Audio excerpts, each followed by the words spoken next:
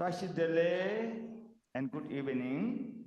It is so nice to see you all online again after some time, and I'm extremely happy to have this great opportunity to share my little understanding of the sacred and precious Dharma with all of you, my precious Dharma brothers, sisters, and friends. Well, once again, it is time for me to try my best with my broken English to bring the sacred blessing of the precious unbroken lineage to you, my non-Tibetan speaking Dharma brother, sister, and friend in general, and particularly for my English speaking Dharma brother, sister, and friend. I have been informed that we will also have simultaneous Chinese translation arranged, especially for my Chinese speaking Dharma brother, sister, and friend, which makes me extremely happy. I hope and pretty sure that my broken English will be translated into unbroken Chinese because the translator, Lama Mark, is excellent translator. First of all, let us do the group opening chant for tonight's talk. We usually start the group opening chant with the Tapoka Gyulinish supplication, so we will do the same tonight. We will start our group opening chant with the Tapoka Gyulinish.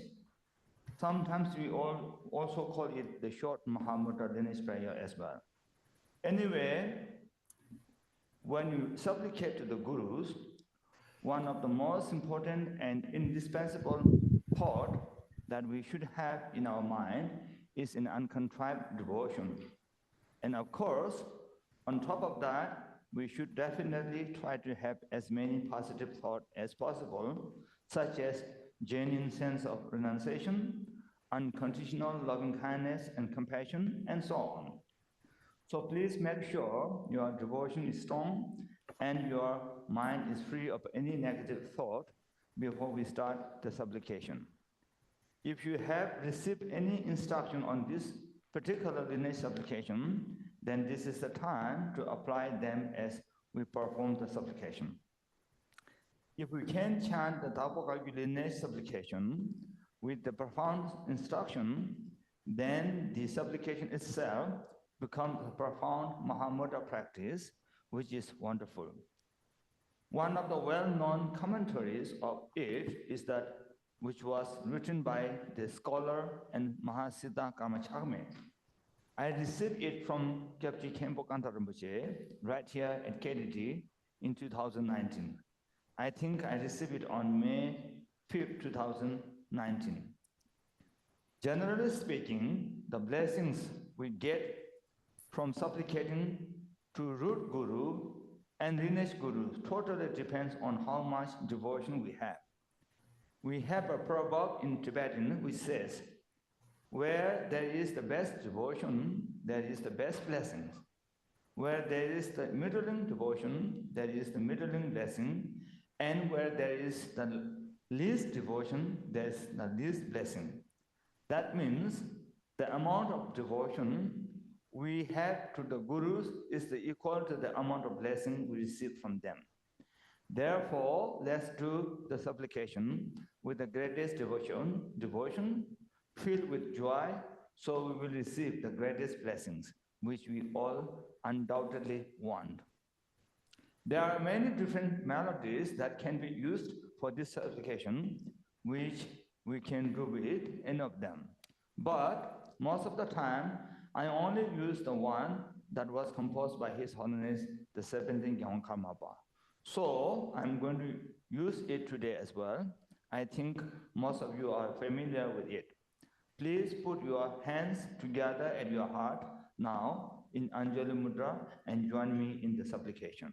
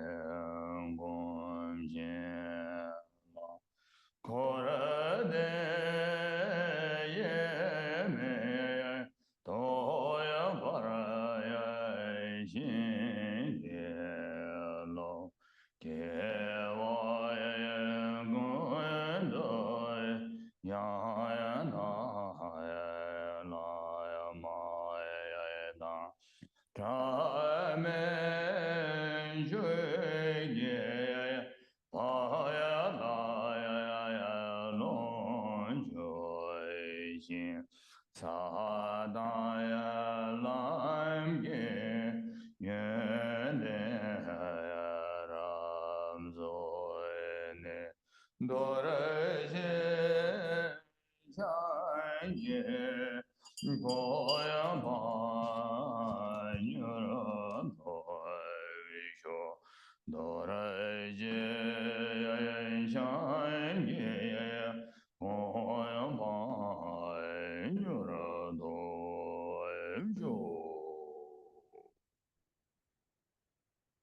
Now, let us do some meditation on what we call the excellent beginning of precious bodhicitta. This is called Jorwa Semke Tamba in Tibetan. It literally means the generation of the sacred bodhicitta as the preparation. We have something called Tamba Sum in Tibetan, which has been translated into English in many different ways. Some say the three supreme method, some say the three noble principles, and some say the three excellences. According to the Tibetan term, Tamba Sum, it literally means the three sacrednesses. Anyway, I usually prefer to use the three excellences. When we use this terminology, then they are the excellent beginning of bodhicitta, Jorwa Samke Tamba, the excellent main practice of non-conceptuality, Mohimingme Tamba, and the excellent conclusion of dedication, Jukmoa Tamba. These are the three things that make a huge difference in our Dharma practice and in any kind of wholesome activities that we perform. Without the three excellences or three sacrednesses, no matter how great our virtuous activities and Dharma practices might seemingly appear, they all become merely a way of bringing only temporary happiness and peace for ourselves, and they can never be on the path of the Bodhisattvayana or Mahayana and Vajrayana. But on the other hand, with the three excellences, no matter how small they might be, every Dharma practice we do and any virtuous deed we perform turn into a genuine cause for our ultimate destination, Buddhahood. And of course, they become a genuine cause for the benefit of all countless sentient beings as well.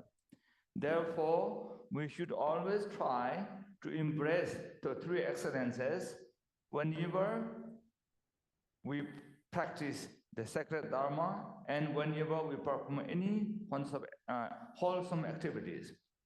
Tonight, we will chant the verses of refuge, bodhicitta, the four immeasurable thought, and the seven branch prayer before we start the teachings, and we will chant the verses of longevity for His Holiness the Young Karmapa, Guru Vajradhara Shangkung Siddharmuche, and Gyabje Goshit Gyarumbuche with the dedication prayer at the end. All chants will be done in Tibetan. The reason why we will especially chant verses of longevity for Guru Vajradhara Shangkung Siddharmuche and Gyabje Goshit Gyarumbuche tonight is because today, February 12, 2025, is the last day of Grand Kakimolam that was held in Bodh Gaya, India. And the assembly of thousands of ordained lay Sangha did a special event and a ceremony for their longevity under the auspicious guidance of His Holiness, the 17th Gyalwang Karmapa. So I thought it would be really nice for us, the teacher and student of tonight's online Dharma class, to take part in it by reciting their long life prayers. Anyway, before the chanting verses, let us do a little meditation on bodhicitta, so we will have a peaceful mind and the correct motivation. Please sit properly and comfortably, no matter wherever you are sitting right now, on the floor or on a chair or anywhere else. It doesn't really matter wherever you are sitting, as long as you are sitting properly and comfortably. The only thing that we should pay attention to when we are sitting is that we should never stretch our feet out towards anything that represents one of the three ratnas, such as the statue of Buddha and Bodhisattva, Dharma books, stupas, and so on, if we have already taken the refuge vows.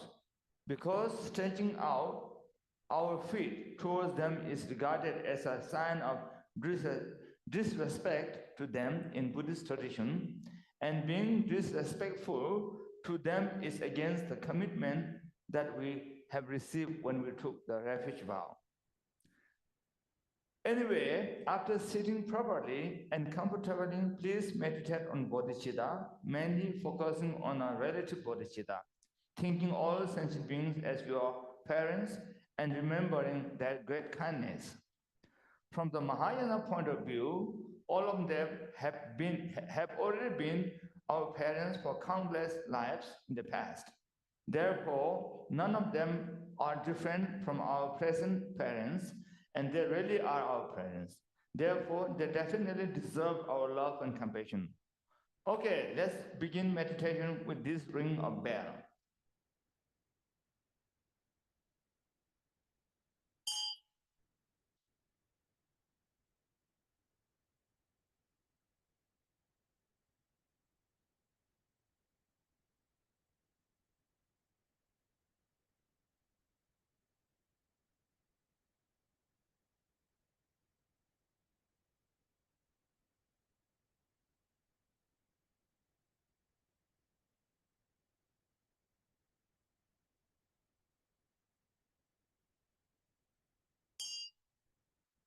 Okay, that's enough for now. Of course, you can do long meditation when you are doing your own session, but we have to save time for talking tonight. Now let's chant the verses of refuge, bodhicitta, the four immeasurable thought, and the seven branch prayer together. We will chant the verses of refuge in bodhicitta 3 times first. After that, we will continue with the verses of the four immeasurable thought 3 times and the verses of seven branch prayer 1 time. Sangye Chedan Sogen Chonam Lai Chanjoyan Bardoyan Dane Gyasan Da Jin Soen Gebe Sonam Kendro Lai Benjere Sangye Drupare Shoya Sangye Chedan Sogen Chonam Chanjoyan Bardoyan Dane Gyasan Chen Da Jin Soen Gebe Sonam Dola Benjara Sangye Drupare Shoya Sangye Jodan Soye Jonam Chancho Bardoya Dane Gyabsan Chen Dagye Jin Soye Be Sonam Dola Benjara Sangye Drupare Shoya Semjin Tamje Dewa Dan Deve Yodan Dabare Yur Dumala Dumale Yodan Dravare Yurji Dumala Mebe Dava Tampada Mendravare Yuj Neren Chada Yedan Drave Danyam Chambola Nevare Yure Simjin Tamjin Devat Deve Yodan Dampare Yurji Dumala Dumale Yodan Dravare Yuj Dumala Mebe Dava Tampada Mendravare Yuji Neren Chada Yedan Drave Danyam Chambola Nevara Yura Simjin Tamjin Devadan Deve Yodan Dabara Yus Dumanda Dumaragi Yodan Davara Yus Dumara Meben Dava Tampada Mendavara Yus Neren Chada Yedan Deve Danyam Chambola Nevara Yura Chansa Vadan Shushin Shabat Jesu Yaran Goshin Sowa Yin Gawa Jusen Dagi Jesa Tamje Dagi Shangje Now I will pay my personal homage to the three Ratna and to my gurus by chanting some verses before I start talking, so my teaching will be embraced by their unsurpassable blessings, and hopefully whatever I say tonight will be beneficial for those who hears it.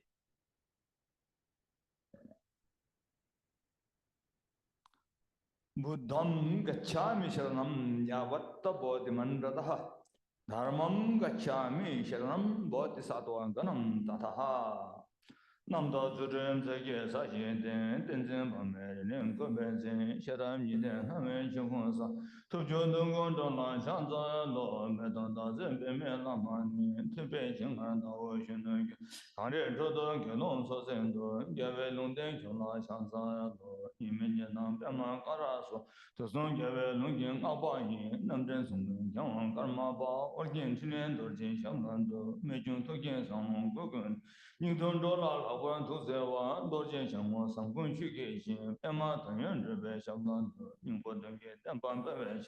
Dawa Juno, Rebe, Korjan Ba, Nagyon, Dawa, Lama Dawa, Sangwe, Shamando, Cabranda, Janam, Caption, Yawa, Kadan, Love some sentence, she gave him, it and she gave him a daughter, thousand some gentlemen, using your love, so losing against Satan. Shingdao was a Tamjana, no one again, she gave up. Do me Shavanda, Barasho. Okay, well, the topic for my talk tonight is understanding karma and Buddhist ethics. There are two different things, understanding karma and understanding morality, and both of them are extremely profound and vast subjects. If we are to fully understand karma and the function of karma, I think we need to be fully enlightened beings. I don't think there is any other way for us to fully understand karma and its function until we become enlightened beings. In his text, called The Torch of Definite Meaning, Jamgung Kondro Lodo Thai, the great said, quotation mark, he said, karma or cause and effect is the fundamental or principal meaning of all the infinite aggregates of the Dharma that were taught by the Buddha. Therefore, it is so profound and so vast that we will not fully understand karma, the cause and effect, until we have realized one test and become assured of it. So one test, okay, now quotation is done. Jamgon Rinpoche's word is done, now it's my word, Khenpo Sangye's word. Okay, let me say, because you might not know what the word test means. Because Jamgon Kondro Rinpoche said that we will not understand karma fully until we realize one test. So, one test is one of the 4 yogas of Mahamudra practice, in which the equal nature of phenomena are realized. And this is called one test. So that means when you have the realization of equanimity of all phenomena, then you will understand the karma fully. And just to let you know what the 4 yogas of Mahamudra are, I will just tell you the name only, because it's not the topic for our tonight's talk. The 4 yogas of Mahamudra are one pointlessness, in Tibetan is Sechik, simplicity, total, and one test. See, this is the third one. Rochik, in Tibetan is Rochik. And non-meditation and Gourmet. This is what the 4 yogas of Mahamudras are. And anyway, nevertheless, even though we who are ordinary beings cannot fully understand exactly what karma is and how it functions for the time being, we can still study about it roughly based on what has been taught in the sutras and tantras by our great and compassionate teacher, the Shakyamuni Buddha, and treatises written by the scholars and Mahasiddhas of both India and Tibet, and we can practice karma in that way for the time being. After going through the studies and practice of karma for a while in that way, we will gradually understand it better and better. Eventually, we will fully understand it when we achieve the perfect, complete, and omniscient state of Buddhahood. The second topic for tonight's talk is understanding Buddhist ethics, or Hila in Sanskrit, or Sultim in Tibetan. And then again, there are so many different English translations. Some says like, just morality, some say discipline, some say like ethical morality, but I really don't know what the difference between them. Anyway, this is Hila or Sultim, okay? So as far as the ethical morality is concerned, to practice ethical morality in the best way, fully and without any violation, in this degenerate age is extremely difficult, almost impossible.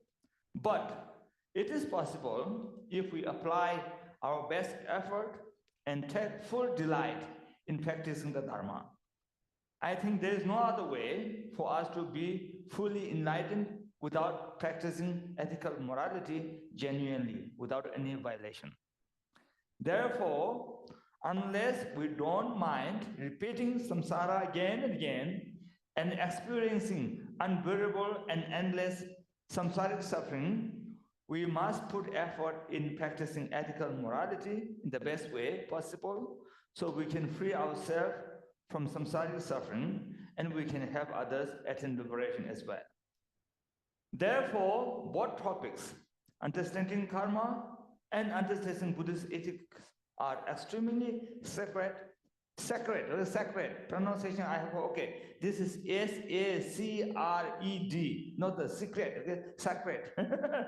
Sacred and precious, and at the same time, extremely profound and vast subject and difficult to practice. They are so profound and vast that there is no way we can discuss them in detail within the 1.5 hour duration of my talk tonight. Anyway, let me speak about these two subjects in a condensed way for the available time we have. Well, the first one, understanding karma, the cause and effect, was taught in many sutras by Buddha Shakyamuni and has been explained by many great masters, both in India and Tibet, in many different ways. Therefore, there are many extensive commentaries that explain this topic, such as the Ornament of Precious Liberation by Lord Gampopa, the Ocean of Definite Meaning by Wangchuk Dorje, the 9th Gyawan Khamapa, the Torch of Definite Meaning by Jampo Khongdu Lodo Thai the Great, and Words of My Perfect Teacher by Patu Rinpoche, and many more that are available. I have received transmissions of all 4 of these precious texts from different gurus who hold the unbroken lineage of them. So I actually carry the blessings of their unbroken lineages. Therefore, I'm going to base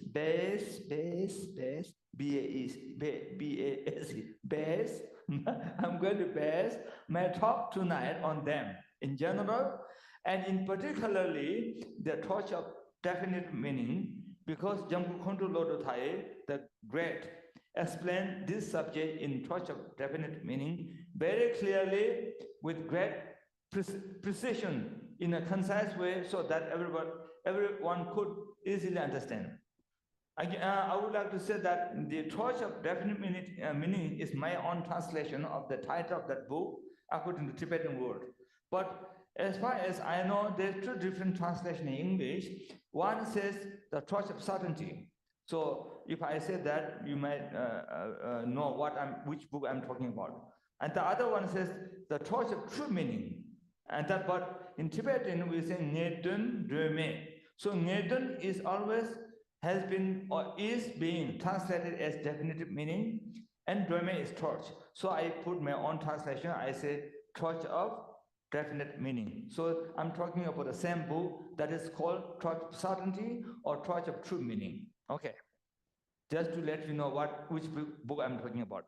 Okay, in Ornament of Precious Liberation, the Lord of Gampopa taught this subject, karma, the cause and effect, after the shortcoming of samsara. In the 6th chapter, he taught this subject under 6 headings, which are classification or yewa in Tibetan, characteristics, Tsenyi, and ascription, Dagri Chawa, strict results, Gogol Jaba, increase from the small Chungne Chemimba, and inability. Pronunciation okay? Inability. Okay, which means could not be lost, you know. Okay, so these are the 4 headings that Gampopa taught this subject under, but of course we don't go each one of them in detail. We don't have time for that. I'm just telling you In Tibetan, we have very nice word for that. It's a Ewa Tang Ne Tsenyi Tang, Dagri Chatan, Gogol Jo, Chung Le Chemin Chimesa, Tubu and the Lender Do. This is Ngompopa's word. Okay, anyway, and in the words of my perfect teacher, Patrul Rinpoche taught this subject under 3 headings, which are, he said, negative actions which should be abandoned, positive actions which should be adopted, and all determining quality of actions. So Patrul Rinpoche taught this subject under these 3 headings in his very, very famous, very, very well-known book called Words of My Perfect Teacher, or Quinsang Lama Shanung in Tibetan. And then he also taught this after the shortcoming of samsara. But in both the ocean of definitive meaning and the torch of definite meaning, Wangshu Dorje, the 9th Gyalon Kamapa and Jamgu Khontu Lototae, the great taught this subject, karma, the cause and effect, before the shortcoming of samsara. Therefore, from this precious text, we can clearly understand that different teachers have taught this subject in different orders and different ways. But all these great teachers are ultimately teaching us the same thing. And of course, we definitely don't have enough time to thoroughly go through each of them tonight. Therefore, if you want to study this subject fully and practice it well in the future, you can and you should study all of these precious texts or any of them in which either you feel more karmically connected under the guidance of a qualified living teacher. It is always recommended to study the Dharma with the living teacher, and this is no exception as well.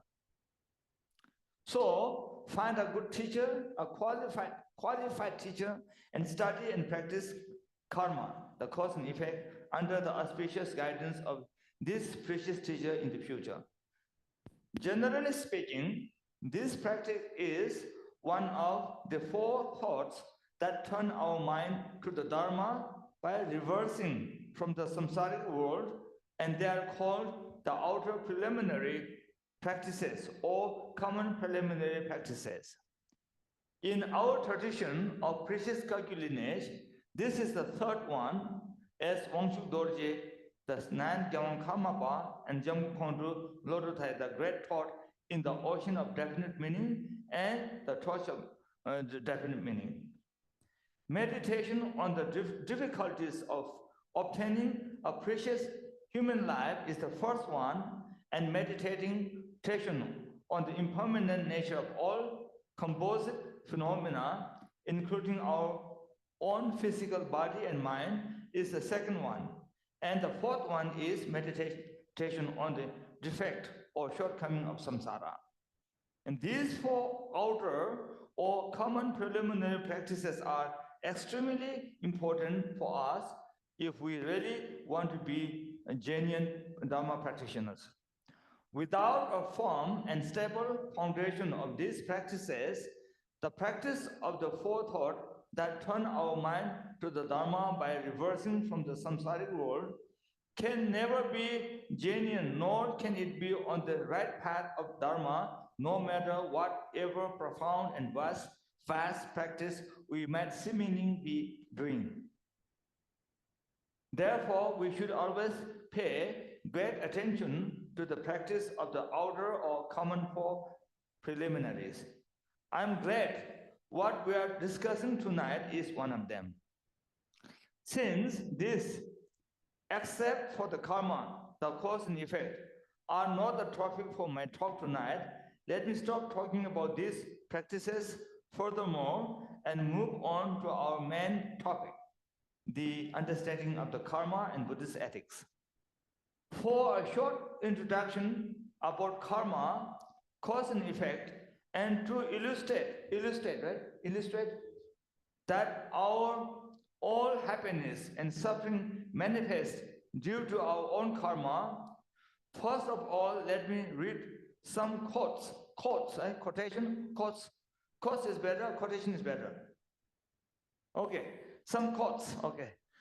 I have a hidden teacher here to whom I can ask my pronunciation, who is called Tondruk or Ash. So you might be wondering who I'm talking to. He is hiding behind my computer. Okay, so first of all, let me read some quotes from the sutra and treatises that both Lord Gampopa and the ninth Gyeong Karmapa Wangchu Dorje quoted in their books, Ornament of the Precious Liberation and the Ocean of Definite Meaning. Okay, in Dode Lekyapa, this is the Tibetan name, and Sanskrit name is Karmashata Sutra. Karmashata Sutra, and then it has been translated in English as the Sutra of the 100 Action. Anyway, in this sutra, Shakyamuni Buddha said, from various karmas, these various beings are not are, were past tense, okay? Let me read from the beginning.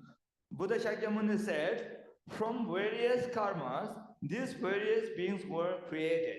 And Tibetan word is lenam kyane naso le teyin dodi naso che. And that is from Buddha. And another sutra, it is said in Ningje Pemakadwo. Ningje Pemakadwo is Tibetan word. And then Sanskrit word is Karuna Pundarika Sutra. And then the full translation in English would be White Lotus Compassion Sutra. But usually I think in English you just call Lotus Sutra. Lotus Sutra, but actually if you really translate full from Sanskrit or Tibetan, then it would be White Lotus Compassion Sutra. Compassionate Sutra or something. Because Karuna is compassion and then Pundarika is White Lotus. Anyway, in this sutra, the Buddha said, quotation mark, he said, the universe is created by karma and it is emanated by karma. All sentient beings are created by karma. They appear through karmic cause and they are fully classified by karma. Tibetan word, if you prepare, let me read. Jigdeni legi cheba, legi turba ho. Semjen namne legi cheba, legi gyulu chungwa, legi rabde cheba ho. Okay, these are quotations from the sutras which were spoken by Buddha Shakyamuni himself. Now, let's give you one quotation from one treatise.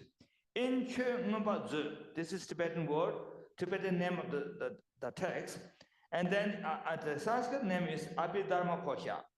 And then English translation is the treasury of Abhidharma. And the writer is called Acharya Vasubandhu. So in this text, he says, the various universes are born from karma. Okay. This is a quotation from treatises.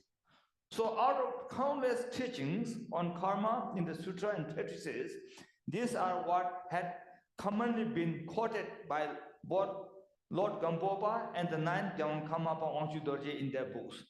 Therefore, I too am quoting them here for you. Okay, now I am going to quote what Jambu Kondru, the great, said in the Torch of Definite Meaning. I am going to read most of part of the section on karma, cause and effect of the Torch of Definite Meaning, because Jambu Kondru Lodo Thai, the great, explained this subject in this precious text very clearly with great precise and precision. How to say precision? Precision, right? Or precision, yeah, precision. Yeah, precisely or with great precision. Actually, I usually say precisely, but I'm trying to use a noun here. While I'm teaching Dharma to you, I'm also learning English myself, so I can teach you better in the future. Okay, in a concise way, so that everyone could easily understand. I'm not going to read the entire chapter because we don't have enough time to do so. I will be reading it selectively. Selectively is a good word? Okay. I will read that which I think is of most important for tonight's limited time. Well, Jambu Kondro Lododhai, the great said, okay, now, quotation mark, now I'm going to read all these Jambu Rinpoche's words, okay? He said, let me have a sip of coffee first.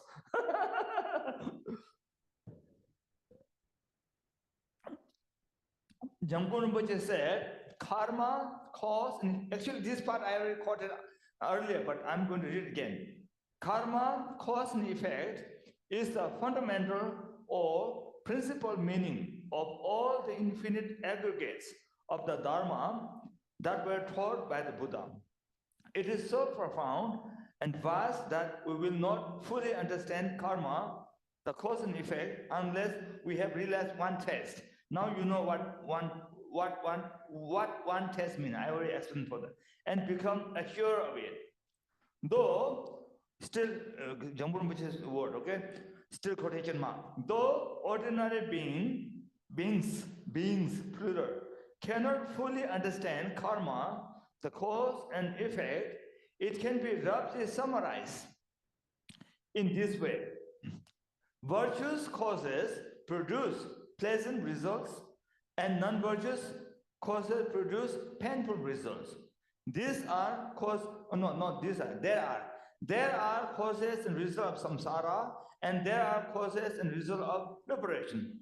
Okay, let me stop reading the quotation now. I think I need to explain a little bit here when Jamgon Buddhist says there are causes and results of samsara, and there are causes and results of liberation. So let me explain here a little bit. I think it needs some explanation here. So let me elaborate a little bit here. When Jambu Khondru, the great, said that there are causes and results of samsara and the causes and results of liberation, this actually includes the teaching on the entire Four Noble Truths. The first two Noble Truths, the truth of suffering and truth of the origin of suffering, are the causes and result. Causes and result of samsara, and the last two Noble Truths, the truth of path and the truth of cessation, are the causes and result of nirvana. But of course, tonight we will be discussing only the first one, the causes and result of samsara. Okay, now I'm going to read the writing of Jambu Khondru the Great again further. Okay, he said, quotation mark. Jambu Khondru said, the first one, in samsara, the root of suffering comes down to accumulating negative actions, unwholesome deeds. That comes down to the kleshas, or afflicted emotion. And those kleshas come down to the ignorance of cherishing of the self. Ignorance, the delusion that is the root of all kleshas, affliction, emotion, is the obscure darkness of not knowing where samsara comes from, what its nature is, how karma, cause and effect, can benefit or harm us, and so forth. It is that fleeting thought that we cannot identify something as if we were imagining a place we had never visited, even if a guru explained it, or we come to an intellectual understanding through study and contemplation. Because of this, we fixate on ourselves as me, where there is no self. Depending on that, we generate many wrong views, such as doubt about the true meaning, attachment based on our own bodies, possession, and so forth arises, and because of that, arrogance, jealousy, and stinginess also occur. Anger arises based on others, and that causes sensual, resentment, and so on to occur. Without those afflictive emotions, the three poison, it is impossible to accumulate karma. And without karma, no result can take place. So we must do all we can to shun those three roots that make us wander in samsara. If we summarize samsaric karma or action, non-meritorious action, which are included within the 10 non-virtues, lead to rebirth in the 3 lower realms. Meritorious action, virtues such as generosity that are not embraced by the intention of nirvana, lead to rebirth in the higher realms as gods or human. Unmoving karma. This is one of the karma we don't talk too much. This is because okay. Let me say. Let me read the first. This is I'm still reading the quotation from Jamgon Rinpoche because it's very clear. No, it doesn't need any more explanation. Okay, unmoving karma or untransferring karma. Meditation that involves fixation leads to the rebirth in the form and formless realm, or Rubadadu and Arubadadu. Okay, now let me explain a little bit here. Now it's my own word, Khenpo Sangye's word, not Jamgon Rinpoche word, okay? Let me explain a little bit here about the different ways of the division, right? Division of samsara, or the way how we divide samsara. We usually divide samsara into 6 realms, which are the hell realm, the preta realm, the animal realm, the human realm, the asura realm, and the deva realm. And most people are familiar with this way of dividing them. But here, Jamgon Kongtrul Rinpoche is talking about something called the form realm or Rubadadu and the formless realm or Arubadadu. So if you wonder what that means, then the answer is that there is a different way of explaining samsara that can be divided into also 3 realms instead of 6 realms. The 3 realms are the desire realm or Kamadadu, the form realm or Rubadadu, and the formless realm or Arubadadu. When we divide samsara in this way, then all 5 realms except the Deva realm are included in the desire realm. The Deva realm is divided into 3 categories. Some Devas belong to the desire realm, and the rest belong to the form realm or Rubadadu, and the formless realm or Arubadadu. So, no matter which way we divide samsara, we are talking about the same thing. This is what he meant when Jamgon Kongtrul the Great is talking about something called the form realm or Rubadadu and the formless realm or Arubadadu. Okay, that's it. So, and then when we talk about the karma that makes us take birth in samsara, then it is divided in 3 categories, which is called, in Tibetan, sonam gile, sonam maimbele, miyobele. So I usually translate as a meritorious action, non-meritorious action, and unmoving action or uncheckable action. Then uncheckable action is the cause that will make us be born in the form realm and formless realm. And then we are not going to talk in detail about that tonight. Okay, now I'm going to read a quotation from the Torch of Definite Meaning again. The Jamgon Kongtrul the Great said, in brief, okay, now quotation. Now I'm back to Jamgon Rinpoche's word, okay? In brief, until the habitual tendencies of vasana is Sanskrit word, of conceptual thought have been exhausted, we will never stop accumulating karma.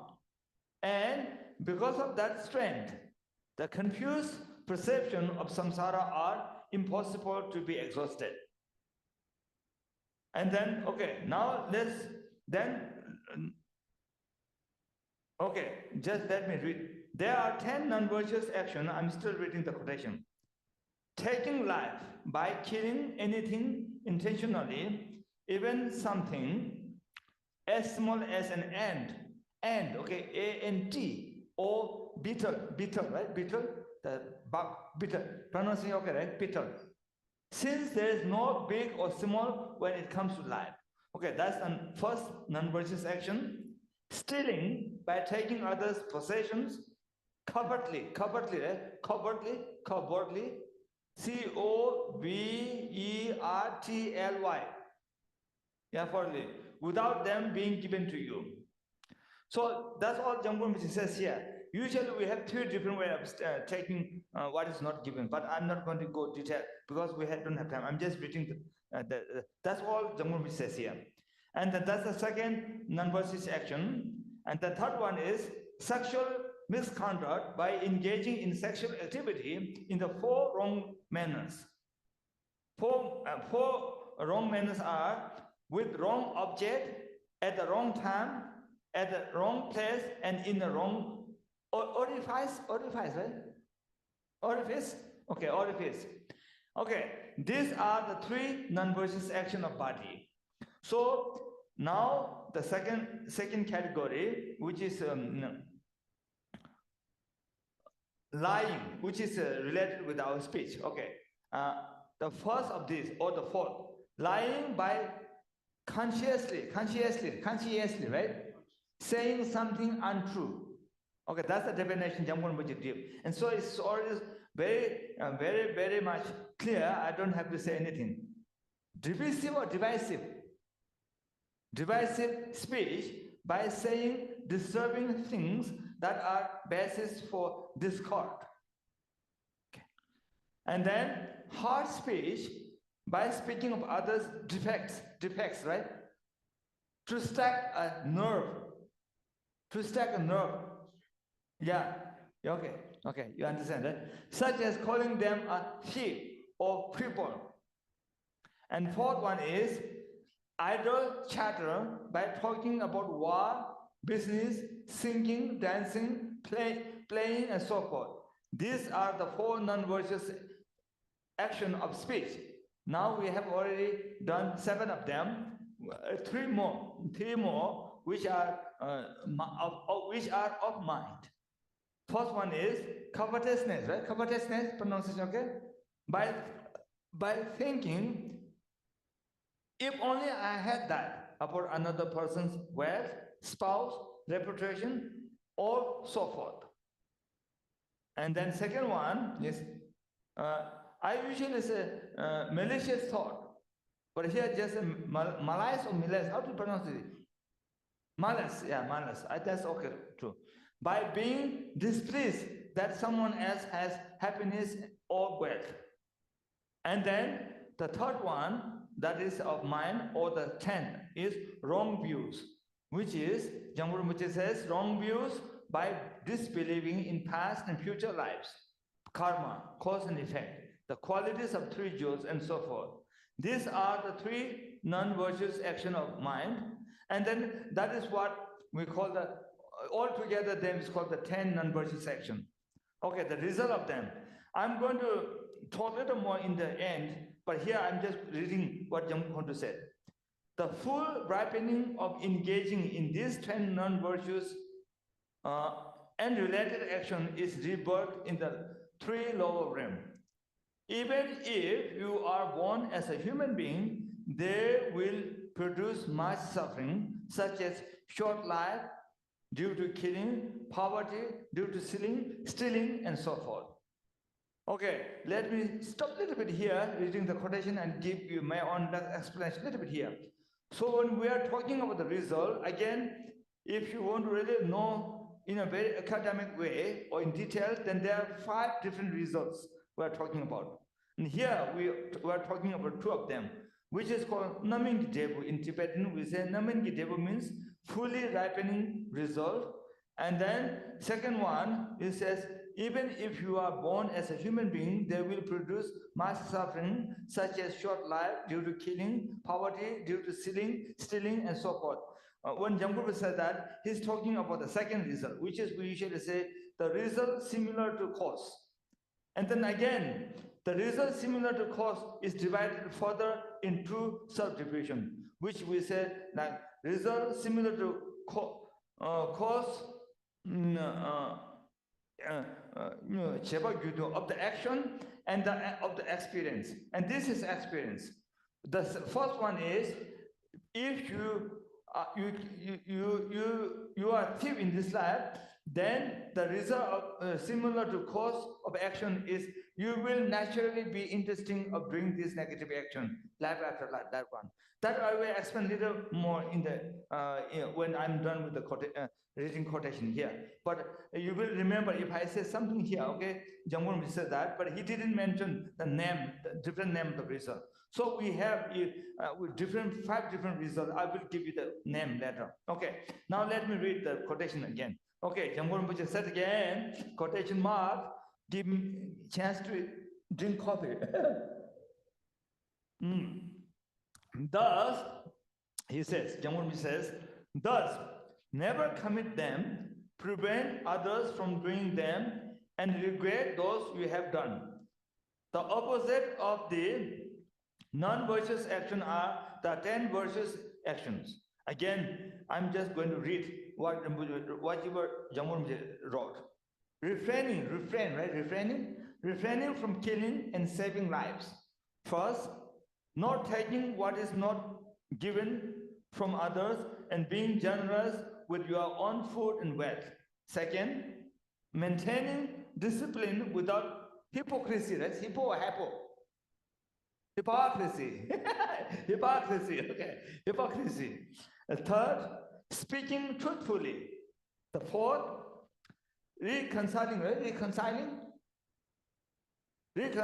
those divided by slander. Fifth, speaking gently. Sixth, speaking purposefully. Seven, rejoicing in the prosperity of others. Eight, always maintaining an altruistic attitude towards others. Nine, not criticizing the qualities of any religion or philosophy you hear and believe the Buddha's word. Okay, these are the 10 virtuous action, the way how Jamgur Muche explained. I'm still reading the book from Jamgur Muche. Do this as much as you are able. Get others to do them as well. Rejoice in those that have been done. The result will be rebirth in the higher realm. See, this is the first result again. The result which we call the fully ripening result, with a long life and so forth. There are many benefits. Okay. Spending time doing various neutral actions such as walking, standing, sleeping, sitting, which are neither virtuous nor non-virtuous, does not ripen into good or bad experiences, but it pointlessly wastes this human life. Thus, do not fall under the influence of distraction and laziness, and spend your time only practicing virtue with mindfulness and awareness. Abstain from carelessly committing even the slightest wrong, remembering that even a small amount of poison can be fatal. Likewise, do not discredit even the slightest virtue, remembering that gathering barley grain by grain will fill a basket. Clear, right? Okay. Now I'm skipping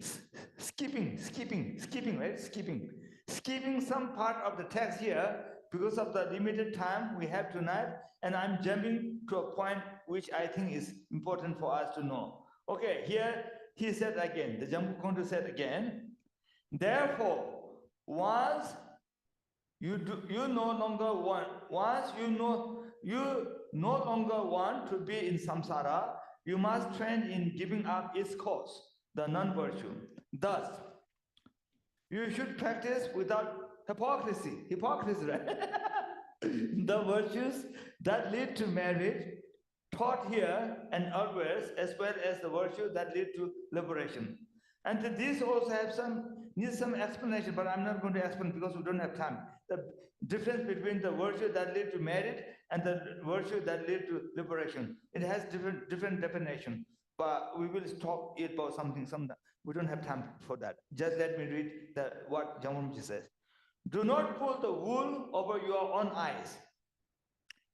The first cause of attaining liberation is maintaining pure discipline grounded in the steadfast intention to emancipate yourself from samsara. Okay, see, now this is what our second topic for tonight's talk is. Jamurji said, when he says the first cause of attaining liberation is maintaining pure discipline grounded in the steadfast intention to emancipate yourself from samsara. This is his talking about the Shila or the Buddhist ethic. Okay, this is what our second topic for tonight's talk is, the ethical morality, but it doesn't seem we have much time for it. Well, let me continue reading the Torch of Definite Meaning. Again, he said, okay, let me read first. He said, based on that pure discipline, you will develop the samadhi of one-pointed mind. This produces the prajna that realizes selflessness, through which you can know the universal and specific characteristic of impermanence, suffering, emptiness, and so forth. This purifies previously accumulated obscuration, which will never again be able to produce result. Thus, the suffering of samsara will be exhausted, and you will be able to rest in the nature of awareness, free of extreme. Free of extreme. This is called by the name liberation. Attaining liberation or nirvana does not mean going to some other place or becoming someone different. In summary, I'm still reading the book, okay? I'm not saying anything from my mouth. I mean, from my mind. I'm saying many things from my mouth. In summary, it can only be that virtuous action result in happiness and non-virtuous action in suffering.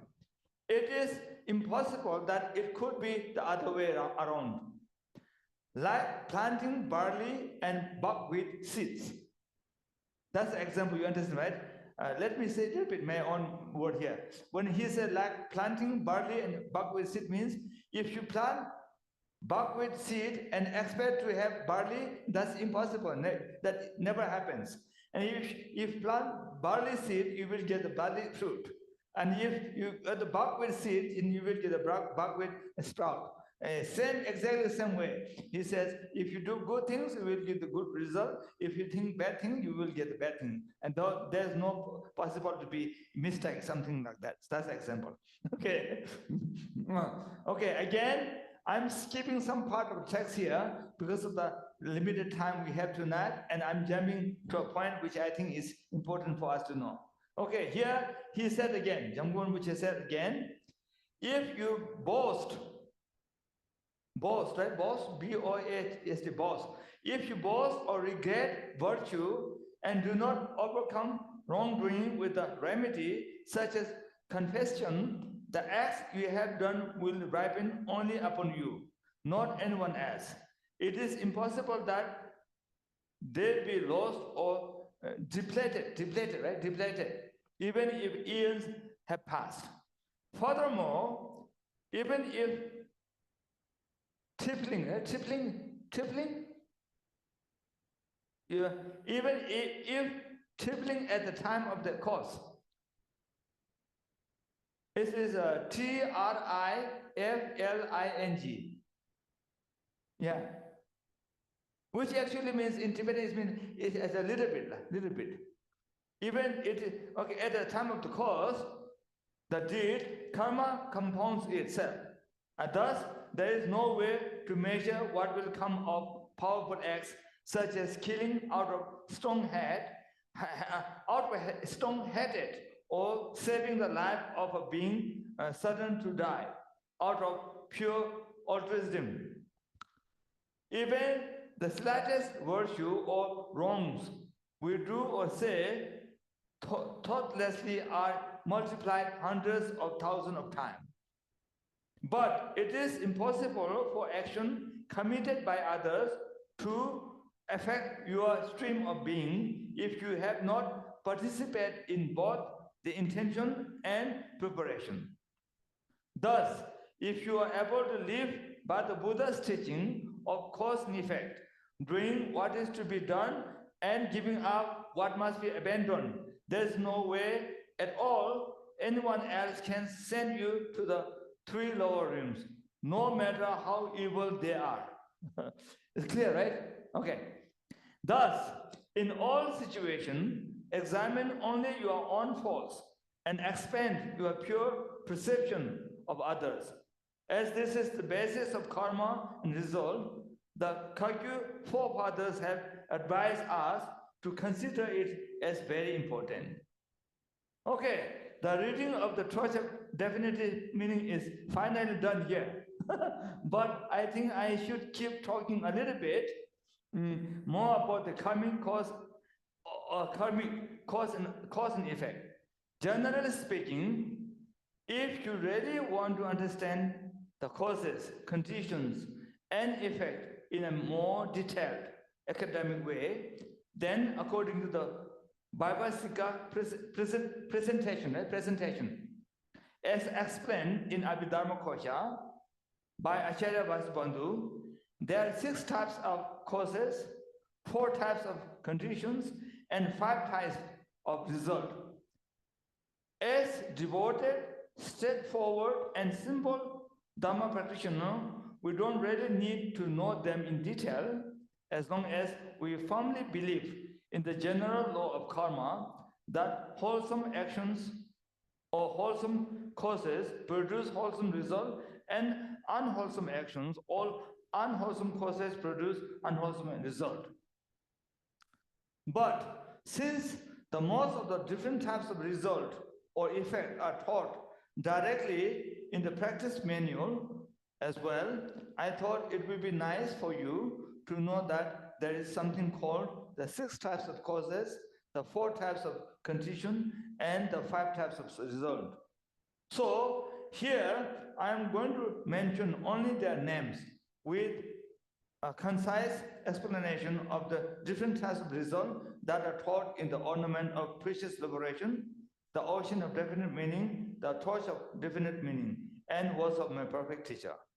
So anyway, now, out of the 6 causes, the first one is called, again, problem with the English translation, there are so many different translations, so I'm going to say all 3 languages, English, Tibetan, and Sanskrit, because Sanskrit and Tibetan remain always the same term.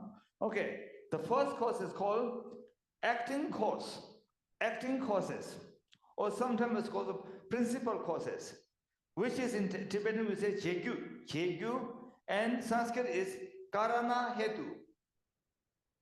The acting causes are divided further into 2 subdivisions, which are potent acting causes, or Jegyu Nuden, and impotent. Impotent means with no potent, no power.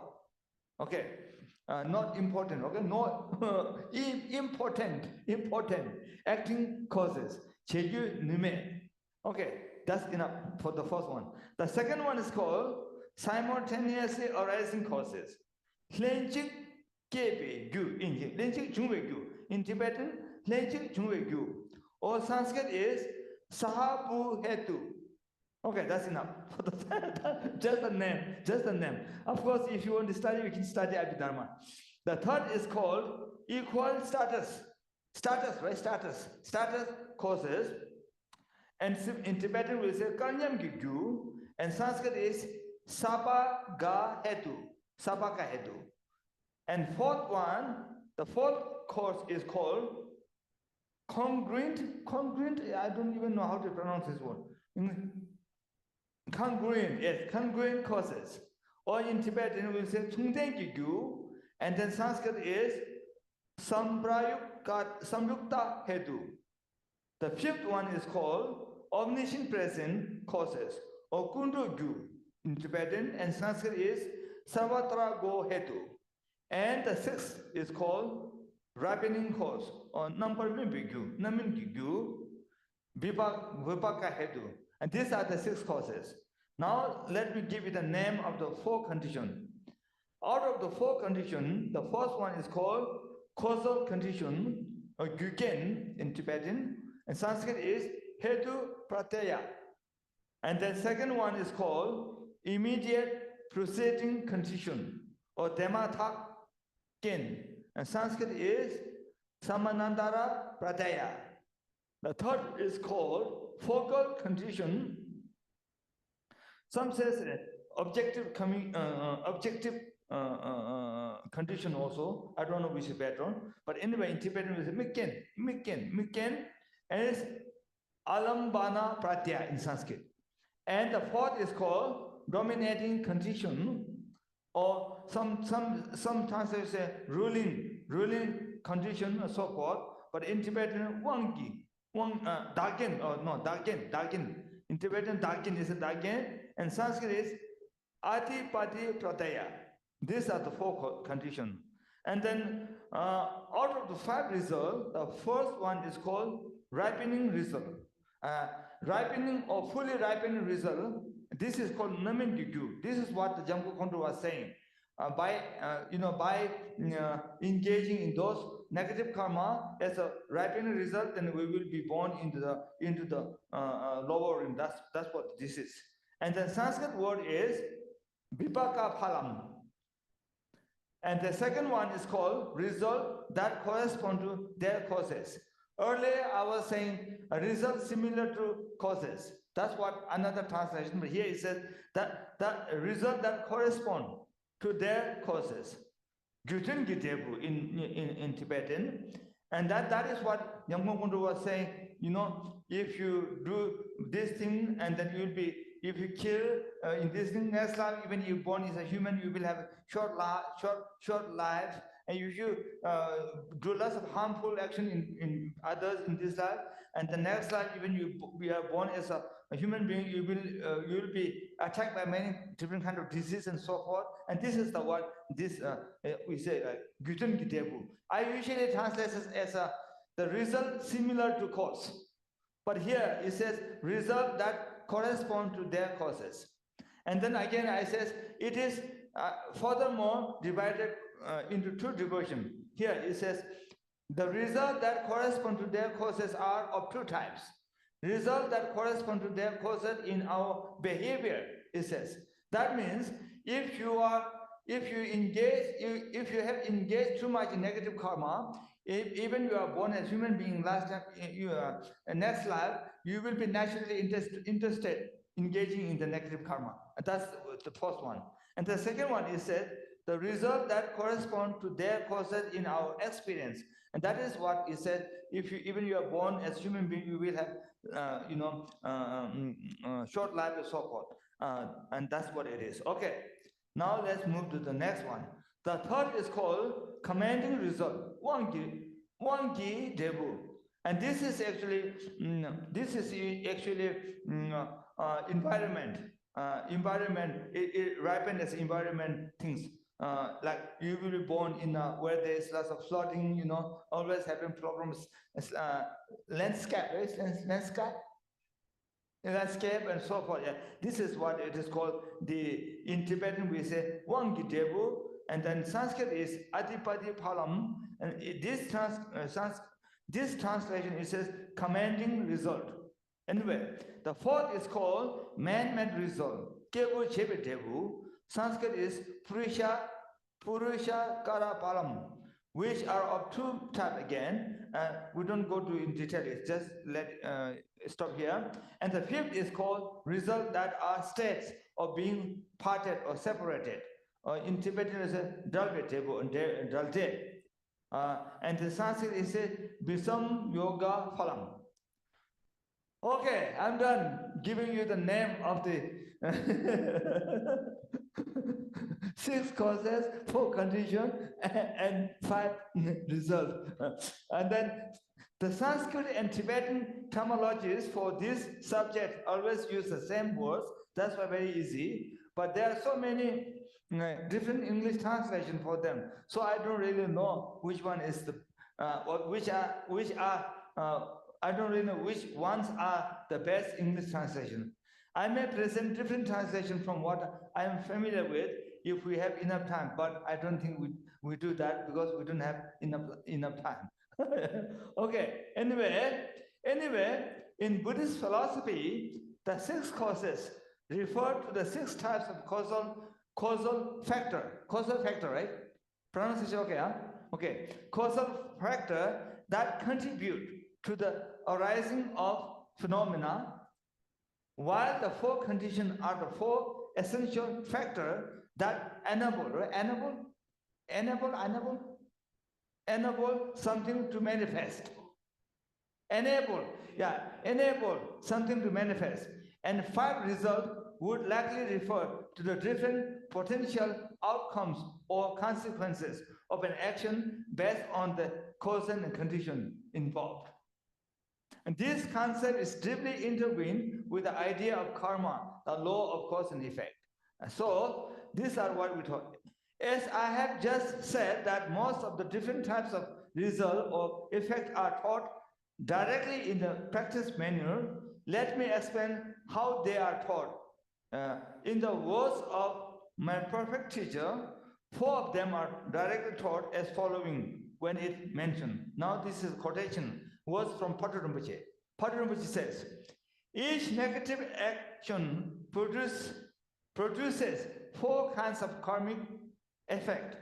The fully ripened effect, see here you have different translation, English translation. The effect similar to the cause. This is almost same I usually do. The conditioning effect and the proliferating effect. Okay, that's all. I'm just giving you the name. We have no time to. And as I have already said, the quotation are from different translator, so different words are used here for the same Tibetan terms. Likewise, all of the 5 results are taught directly or indirectly in most of the practice manuals.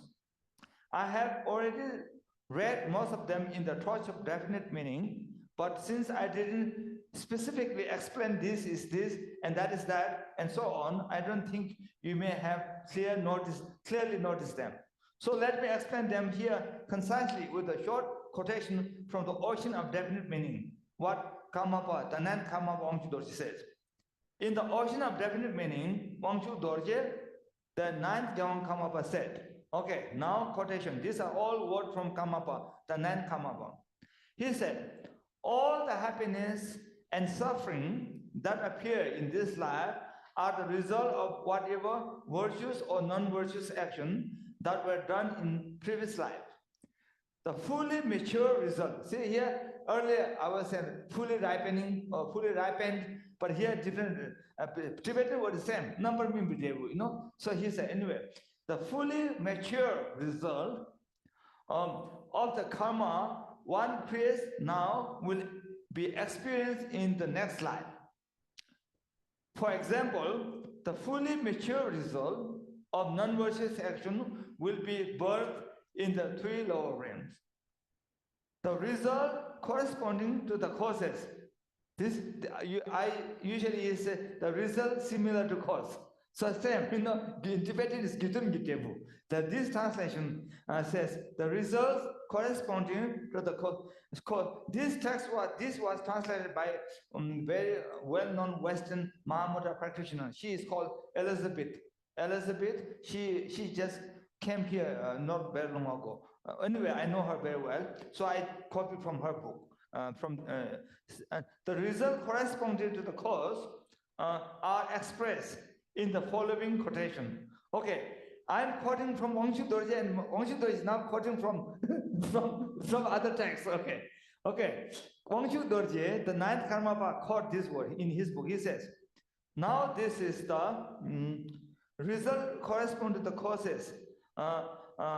Again, I said there's 2 types. One is corresponding to the experience, and one is the action. Here is the experience he's quoting. Here what Wangchu Dorje is quoting is about the experience. Okay, so he said, okay, having killed, right?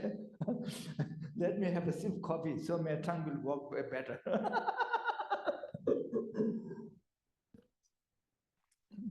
Okay, this is quotation of quotation. I quote from Wangchu Dorje and want to quote Wangchu Dorje quote from somewhere else.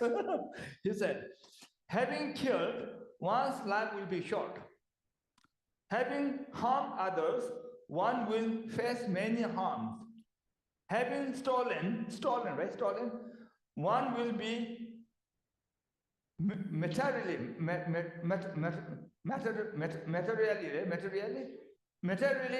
impoverished. Okay. Having committed adultery, sexual misconduct. How to pronounce adultery? Okay.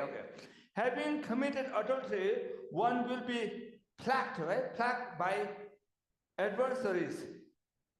Plagued, okay? Having lied, one will be disparage. Parage or parag? How to pronounce that? Disparage. Disparage, okay. Having lied, one will be disparage.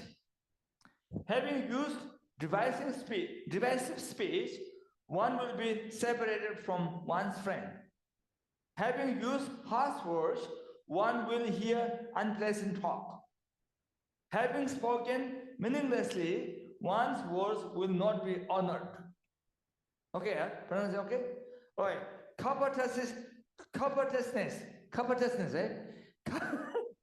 I don't know where I was have doubt of pronouncing this one. Covetousness will destroy one's hopes.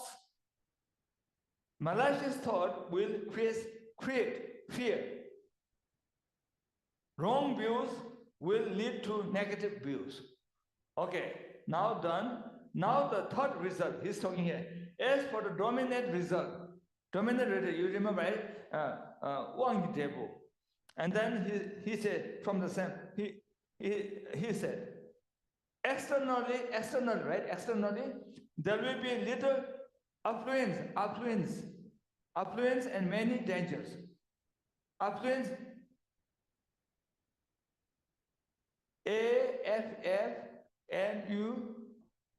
affluence. Okay. Externally, there will be little affluence and many dangers.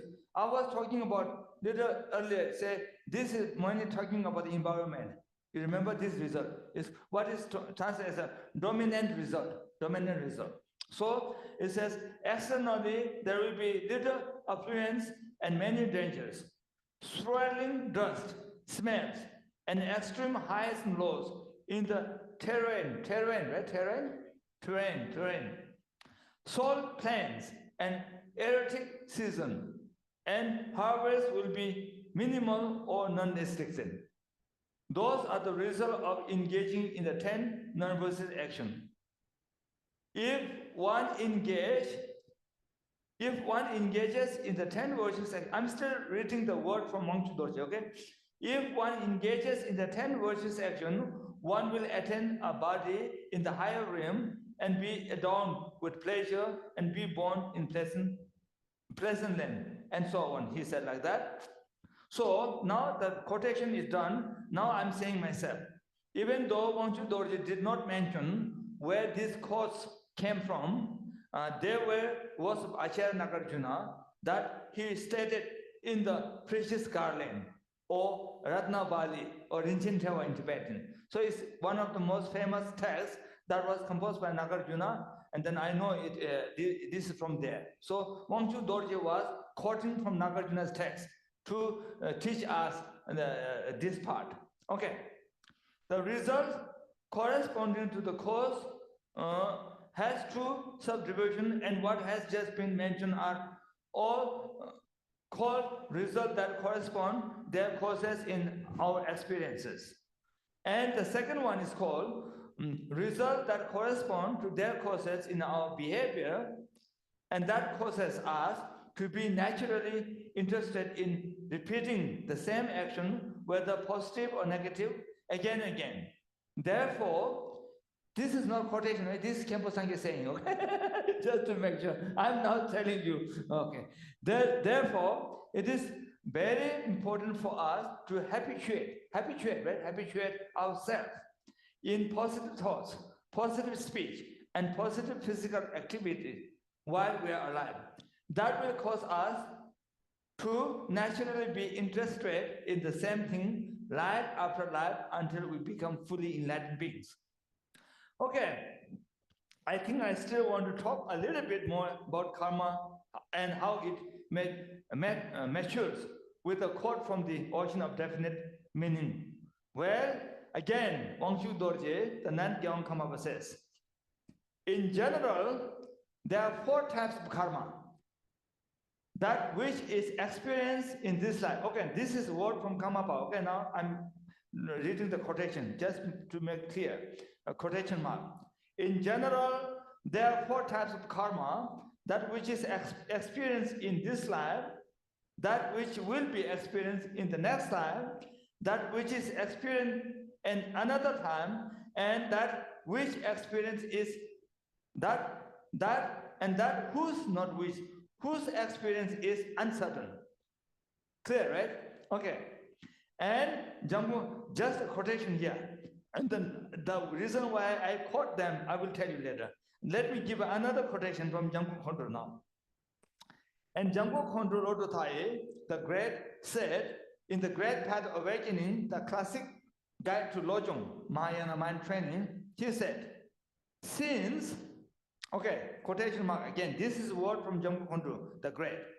Since previous evil or bad or unwholesome, okay, but this time is evil. Evil karma is stirred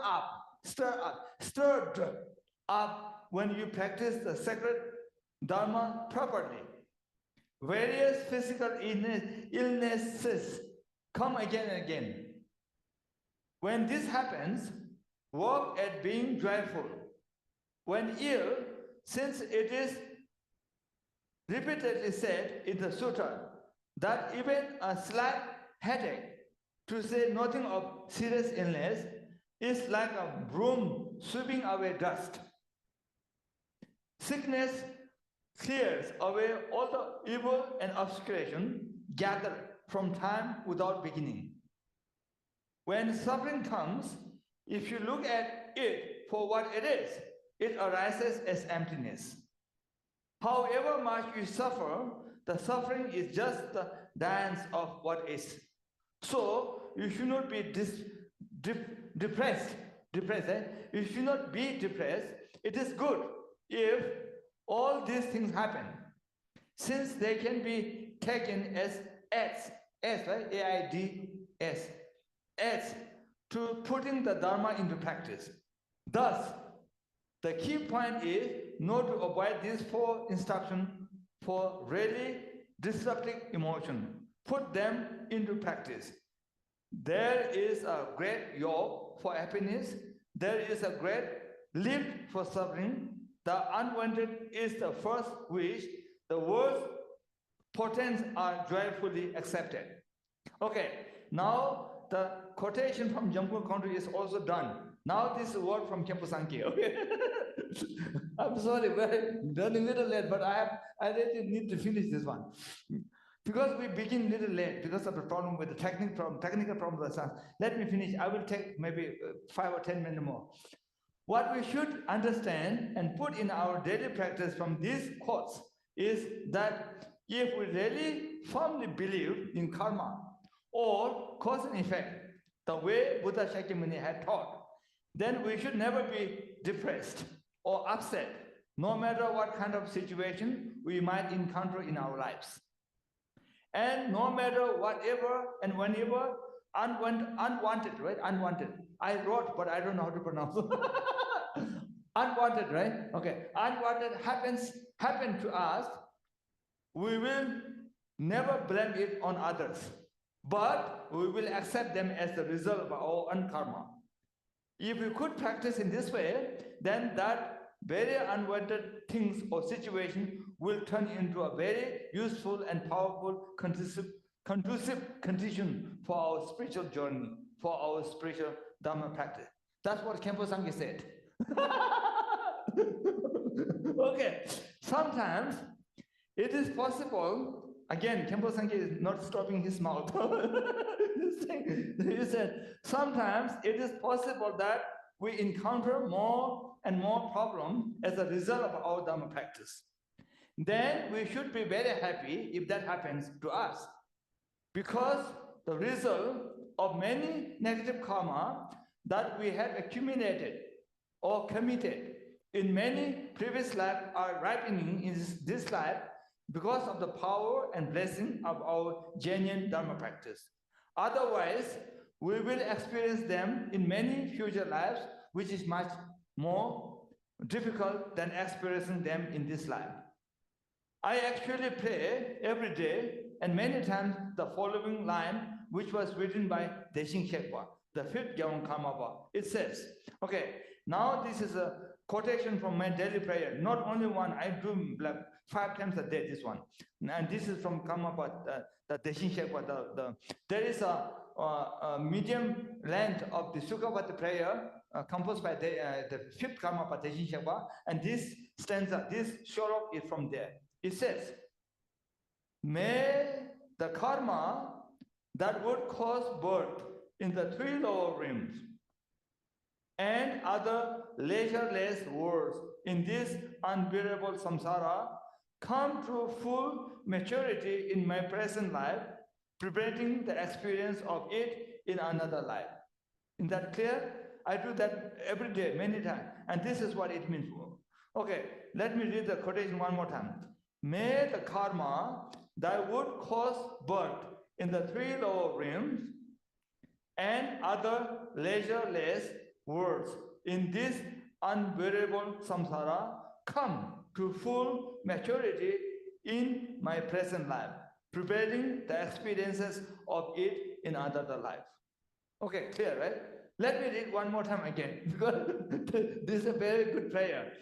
May the karma that would cause birth in the three lower realms and other leisureless worlds in this unbearable samsara come to full maturity in my present life, preventing the experience of it in another life.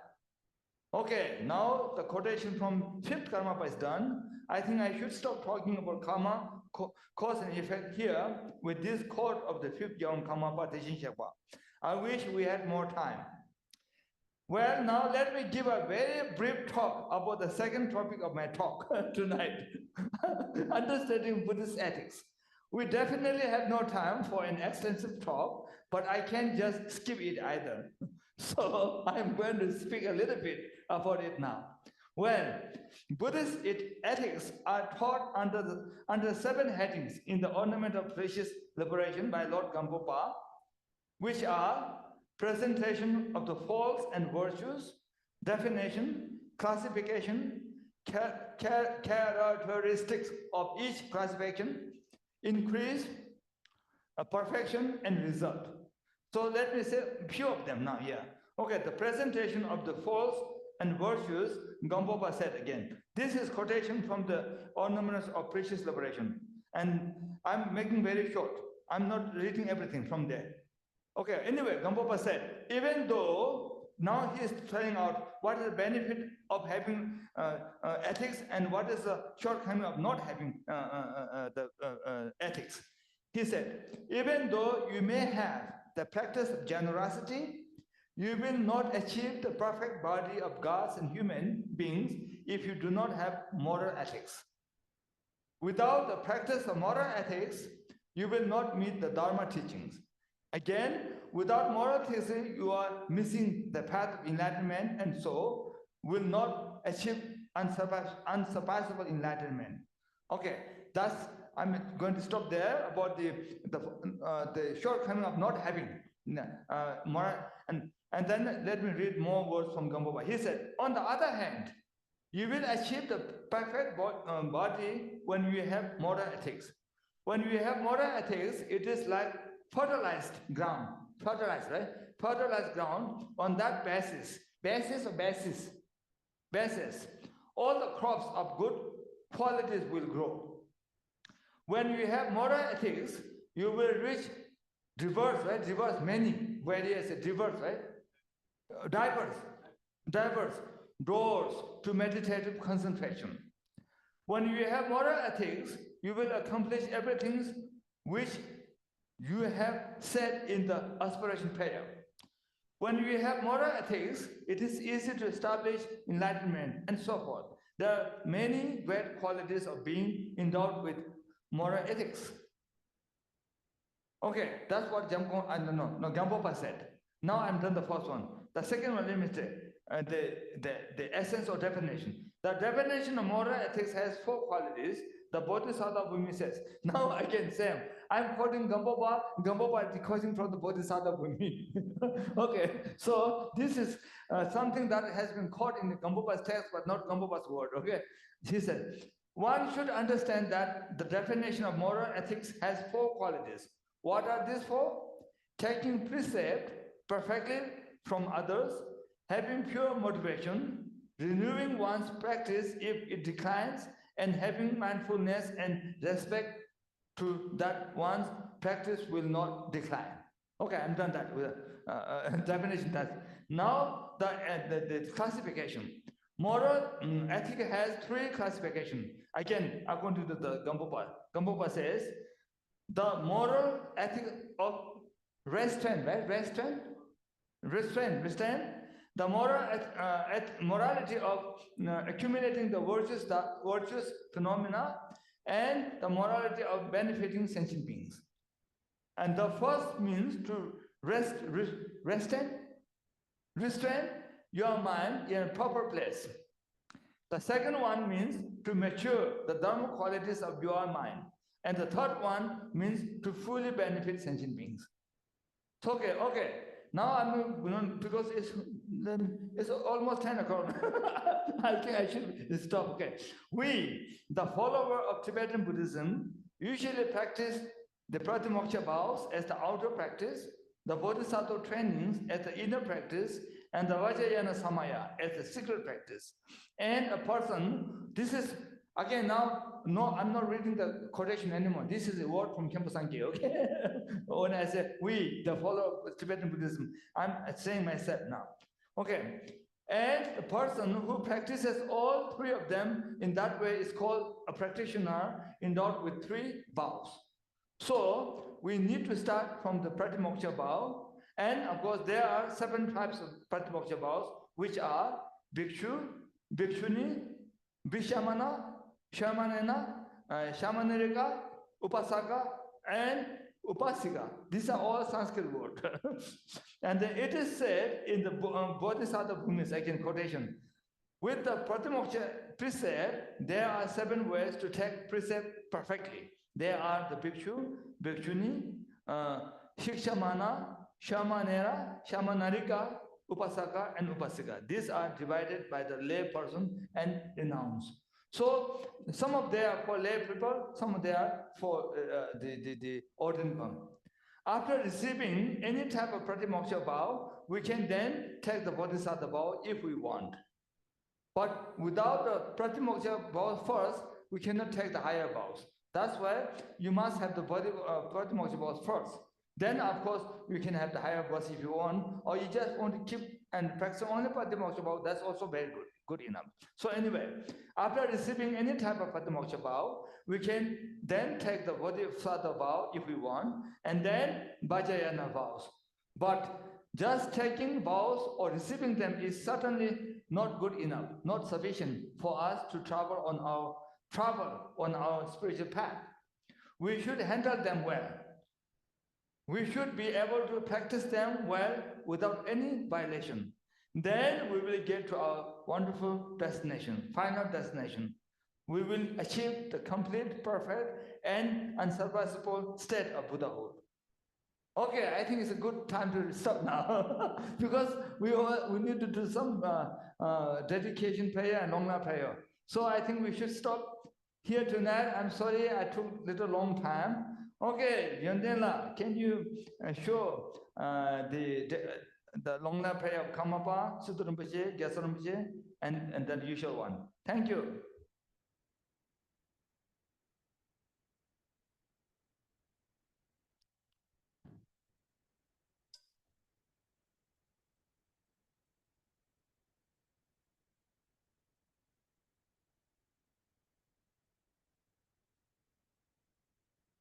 Hello, can you hear me, Yonden?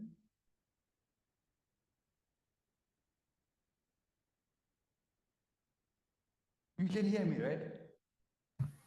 Yes, I can hear you. I'm bringing it up, and I couldn't respond because I had to stop what I was trying to do in order to be able to switch. Okay.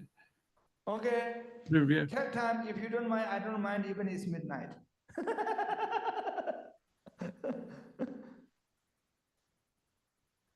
Okay. Can you bring me a Chinese book? Because it's too little for me to read the longer prayers. Okay. Okay. I have the long leg prayer for the Karmapa up, then I have to switch to a different document for the next 2. Okay. This one we do only one time. The next 2 we do 3 times each, because as I told the reason, special day for them according to his holiness. Okay, let's start.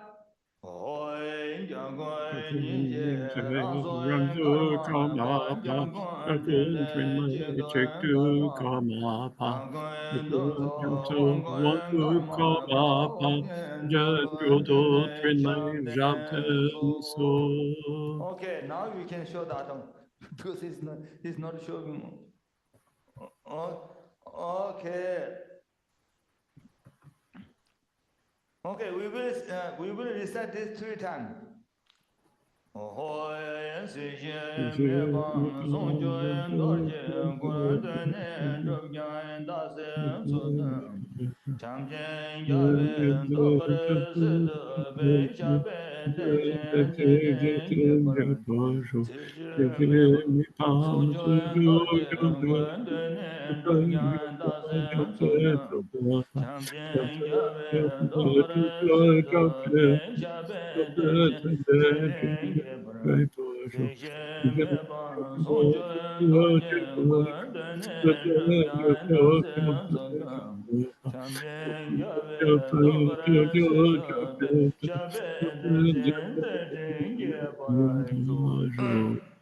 Next one, please. Thank you,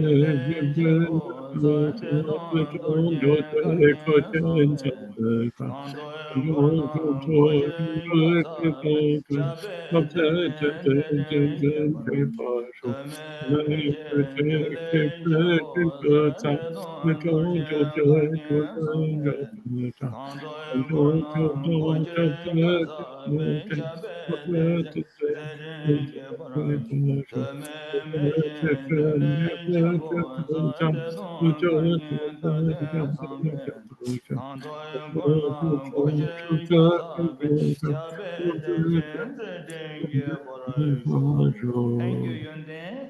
Now we do our regular, what we do usually after this.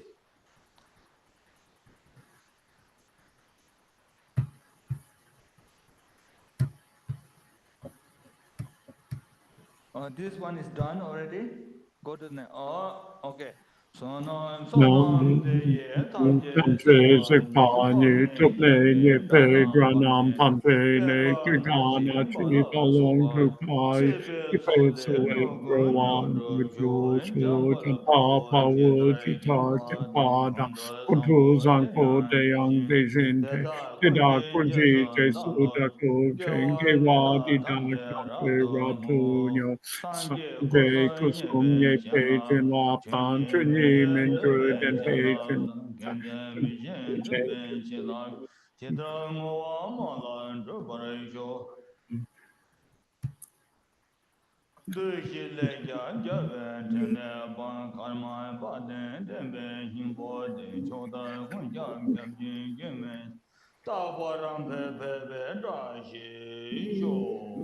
Before we say good night, we will do a little bit meditation, maybe just 1 minute, on what we call the third excellences, the excellent conclusion of dedication. So we do meditation on that. 1 minute.